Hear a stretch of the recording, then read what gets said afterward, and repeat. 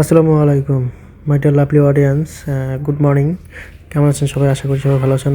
আমি ভালো আছি আলহামদুলিল্লাহ। বন্ধুরা, 14 ফেব্রুয়ারি কিন্তু চলে আসছে। সবাই রেডি তো? 14 ফেব্রুয়ারির শুভেচ্ছা অগ্রিম সবাইকে।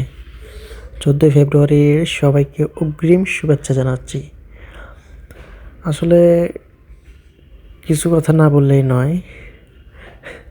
14 ফেব্রুয়ারির জন্য সবাই প্রিপারেশন নিচ্ছে। যে দেখেন, ফুলগুলো সব রেডি হচ্ছে। হ্যাঁ, সবগুলো ফুল কাটিং করে রেডি করতেছে 14 ফেব্রুয়ারির জন্য। এখন সবচেয়ে বড় কথা হলো, যে যাই করেন কর্মস্থল আগে। কর্মস্থল ঠিক থাকলে সব কিছুই ঠিক। হ্যাঁ, কর্মস্থল ঠিক থাকলে, টাকা ইনকামের রাস্তা ঠিক থাকলে সব কিছুই করা যায়। টাকা ইনকামের রাস্তা ঠিক না থাকলে সব কিছুই কিন্তু সমস্যা।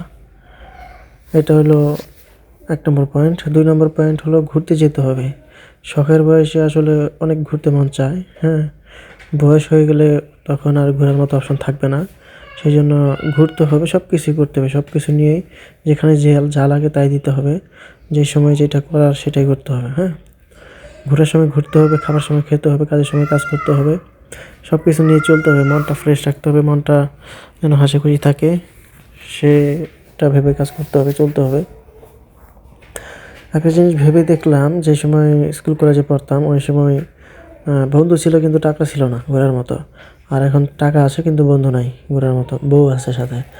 ঠিক আছে, এখন এমন একটা সিচুয়েশনে চলে আসছি, সাথে বন্ধু নাই, টাকা আছে।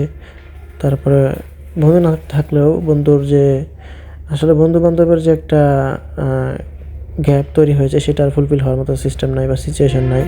ওই যে দেখেন, এখানে অনেকগুলো কবুতরের জোড়া আসছে ঘোরার জন্য। একটা ছেলে 2টা মেয়ে একসাথে আসছে ঘোরার জন্য। অনেকক্ষণ যাবত আমি ফলো আপ করতেছি, ওরা ঘুরতেছে।